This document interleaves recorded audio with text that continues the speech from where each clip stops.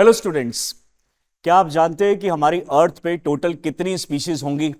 यानी elephant, tiger, lion, humans, इन सभी species को अगर हम काउंट करें तो टोटल कितनी स्पीशीज आएंगी? रफली 1.6 million according to the geographers या फिर according to the environmentalist. But exactly कितना नंबर है वो हमें आज तक नहीं पता है। अलग अलग इंस्टीट्यूट लेवल पे, अलग अलग यूनिवर्सिटी लेवल पे इस चीज को काउंट किया जा रहा है, लेकिन एग्जैक्टली हमें नहीं पता है। बट हम बायोडाइवर्सिटी को मेजर कैसे करते हैं? बायोडाइवर्सिटी को मेजर करने के लिए भी हमारे पास दो स्केल होते हैं। एक स्केल के अंदर में हम बायोडाइवर्सिटी को डिफरेंशिएट करते हैं into the ecosystem biodiversity, genetic biodiversity and species biodiversity. वहीं पे सेकंड स्केल की अगर हम बात करें तो उसमें हम बायोडाइवर्सिटी को डिफरेंशिएट करते हैं अल्फा, बीटा एंड गामा। आखिर ये मेजरमेंट किस तरीके से काम करती हैं, क्या मतलब है इसका, आइए इस चीज को समझते हैं। सबसे पहले समझते हैं हमारा जो मेजरमेंट ऑफ बायोडाइवर्सिटी है उसमें हमारे जो तीन स्केल हैं हमारे पास, ecosystem diversity, genetic diversity and species diversity. आखिर इसका मतलब क्या है? तो this is the first scale of measurement जिसपे हम देख रहे हैं कि इकोसिस्टम यानी अलग अलग टाइप के इकोसिस्टम हमारे जो अर्थ है उस पे एग्जिस्ट करते हैं। जैसे कि हमारे पास वेटलैंड्स है, जैसे हमारे पास फॉरेस्ट है, ग्रासलैंड्स है, ग्रासलैंड है, हमारे पास तुंद्रा है, हमारे पास डेजर्ट्स हैं। These all are the ecosystem biodiversities, अलग अलग तरह की biodiversity depending on the temperature and the precipitation. जिस रीजन में ज्यादा रेनफॉल होगा, ज्यादा प्रेसिपिटेशन होगा, तो वहां का वेजिटेशन अलग होगा। जिस रीजन में रेनफॉल ज्यादा है, प्रेसिपिटेशन कम है, वेजिटेशन अलग होगा। अलग अलग टेम्परेचर और प्रेसिपिटेशन के बेसिस पे ये सारे बायोडाइवर्सिटी जो है इकोसिस्टम के बेसिस पे हम इसको डिवाइड कर सकते हैं। सेकेंड बायोडाइवर्सिटी हम स्पीशीज के बेसिस पे डिवाइड कर सकते हैं। जैसा मैंने स्टार्टिंग में आपको बताया 1.6 मिलियन स्पीशीज एग्जिस्ट करती हैं हमारे according to the scientist. But in particular species के अंदर में यानी अलग अलग तरह की आप स्पीशीज देख पा रहे हैं, लेकिन विद इन दिस स्पीशीज यानी अगर मान लीजिए अगर हम कैट देख रहे हैं तो कैट एक स्पीशीज है, तो कैट के अंदर भी बहुत अलग अलग तरह की चीजें आपको, अलग अलग तरह के एनिमल्स दिखाई दे रहे हैं। अगर आप बात करेंगे रोज की, गुलाब का फूल, तो रोज के अंदर भी कोई येलो कलर का फूल निकलता है, किसी में रेड है, किसी में पिंक है। तो ये within the species diversity है, that is known as genetic diversity.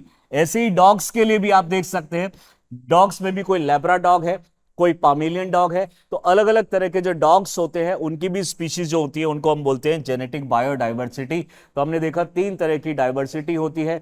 एक हम डिवाइड करते हैं टेम्परेचर प्रेसिपिटेशन के बेसिस पे, जहां पे अलग अलग इकोसिस्टम डाइवर्सिटी होती है।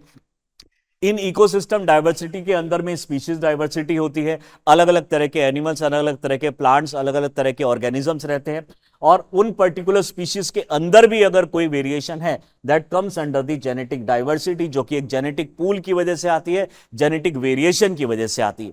तो this is our first scale of measurement, जिसमें हम तीन सिस्टम में इसको डिवाइड कर रहे हैं। उसी के साथ साथ हम इसको दो पार्ट, दूसरे अगर स्केल की बात करें तो यहां पे alpha, beta and gamma, alpha, beta and gamma तीन स्केल में और इसको हम डिवाइड कर सकते हैं। उदाहरण के तौर पे मान लीजिए ये हमारे पास स्पीशीज हैं, तो वुडलैंड हैबिटेट के अंदर में ये पर्टिकुलर स्पीशीज एग्जिस्ट करती हैं। तो यहां पे हेजरॉ के अंदर में अगर हम देख रहे हैं तो ये पर्टिकुलर स्पीशीज एग्जिस्ट करती है, और ओपन फील्ड हैबिटेट के अंदर में ये तीन स्पीशीज एग्जिस्ट करती है। तो उस पर्टिकुलर रीजन के अंदर में टोटल नंबर ऑफ स्पीशीज कितनी है, वही होगा अल्फा डाइवर्सिटी। इसमें 1 2 3 4 5 6 7, so here we have 7 biodiversity, और अगर आप इसको काउंट करेंगे you will get the 10 biodiversity. तो एक पर्टिकुलर रीजन के अंदर में टोटल कितनी स्पीशीज एग्जिस्ट करती है, that is the alpha diversity. Now come to the beta diversity. Beta diversity का क्या मतलब है? बीटा डाइवर्सिटी आता है जब हम दो इकोसिस्टम को आपस में कंपेयर करते हैं, और कंपेयर करने के बाद कॉमन स्पीशीज को उसमें से निकाल दिया जाए। मान लीजिए कि हम इसको और इसको दो रीजन के स्पीशीज को कंपेयर कर रहे हैं, वो होगा हमारा बीटा डाइवर्सिटी। अब अगर हम इसको कंपेयर करेंगे तो इनमें से कॉमन स्पीशीज, जैसे ये इन दोनों में कॉमन है, ये इन दोनों में कॉमन है, कॉमन कॉमन कॉमन, इनको हम अगर निकाल दे तो एक्स्ट्रा जो हमारे बचेंगे 5 यहां पे हैं एंड 2 यहां पे, ये वाले जो दोनों होंगे इन दोनों को मिला के इसको हम बोलेंगे बीटा डाइवर्सिटी। तो बीटा डाइवर्सिटी अगर इन दोनों के, यानी बीटा डाइवर्सिटी में हम दो इकोसिस्टम को कंपेयर करके कॉमन को माइनस कर देते हैं, तो यहां पे आएगा हमारा 7। मान लीजिए हम इसको और इसको, हेज और ओपन, इन दोनों को कंपेयर करते हैं, तो this is the common one, this is the common one.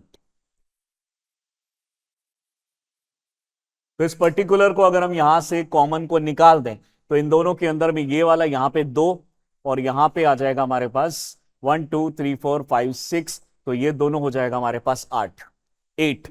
तो बीटा डाइवर्सिटी इज 8। अब हम कंपेयर कर रहे हैं वुडलैंड और ओपन फील्ड के अंदर, वुडलैंड एंड ओपन फील्ड के अंदर अगर आप कंपेयर करेंगे, यानी वुडलैंड एंड ओपन फील्ड के अंदर कंपेयर करेंगे, तो इसके अंदर आप देखेंगे कि कोई भी इसके अंदर में कॉमन आपको नहीं दिखाई देगा। तो यहां पे टोटल हमें 3 लेने, और यहां पे आप जानते ही हैं टोटल है हमारे पास 10, तो 10 + 3 टोटल इज 13। तो इस तरीके से हमें बीटा डाइवर्सिटी निकालनी है। लास्ट है हमारे पास गामा डाइवर्सिटी।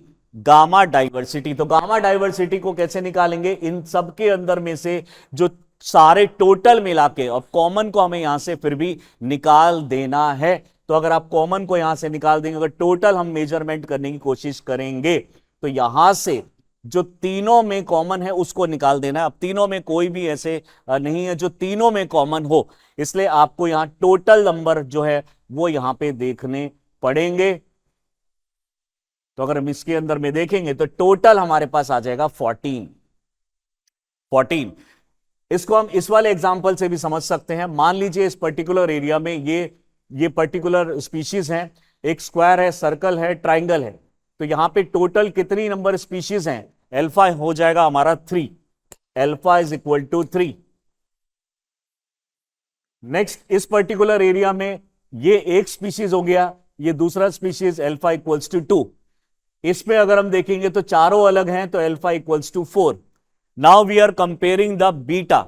बीटा अगर कंसीडर करेंगे तो बीटा के अंदर दोनों में से कॉमन को निकाल देंगे, तो क्योंकि यहां पे दोनों में कोई भी कॉमन नहीं है, तो टोटल मिला के कितनी स्पीशीज हो जाएंगी, 3 यहां पे, 2 यहां पे, हमारे पास आ जाएगा बीटा 5।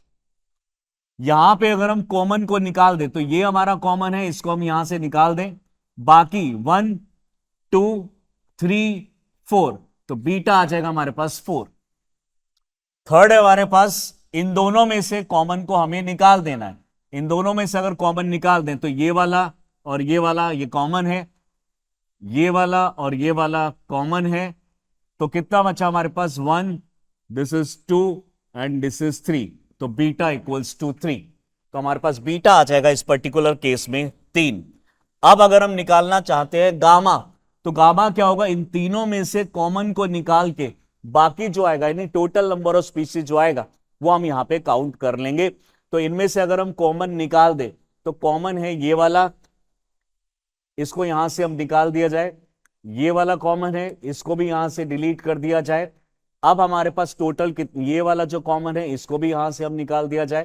तो अगर हम यहां पे देखेंगे तो टोटल हमारे पास कितना आ जाता है, जो तीनों के अंदर में कॉमन है उसको हमें यहां से निकाल देना है, लेकिन तीनों के अंदर में कॉमन हमें नहीं दिखाई दे रहा है। तो टोटल हमारे पास कितनी स्पीशीज इसके अंदर में दिखाई दे रही है, तो एक हो गया हमारे पास ट्राइंगल, दिस इज ट्राइंगल, एक है हमारे पास ये सर्कल, ये 2 हो गया, स्टार 3, स्क्वायर 4, फिर से स्क्वायर बट ग्रीन कलर का 5, और फिर आपके पास आएंगे सर्कल, ये होगा हमारा छठा। यानी इन तीनों में से कॉमन अगर नहीं है तो हम सबको इंक्लूड करेंगे। इसमें कॉमन आपको नहीं दिखाई दे रहा तीनों के अंदर में, तो हमने सबको इंक्लूड किया, तो हमारे पास गामा आ जाएगा हमारे पास 6।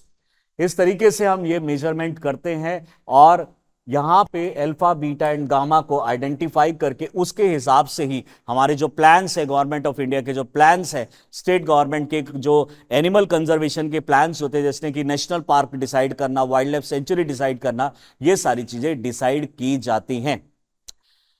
ये टॉपिक हमारे यूपीएससी के लिए बहुत ही ज्यादा इंपॉर्टेंट टॉपिक होता है। इकोलॉजी एनवायरनमेंट से हर साल 15 से 20 क्वेश्चन आते हैं, आप जानते ही हैं।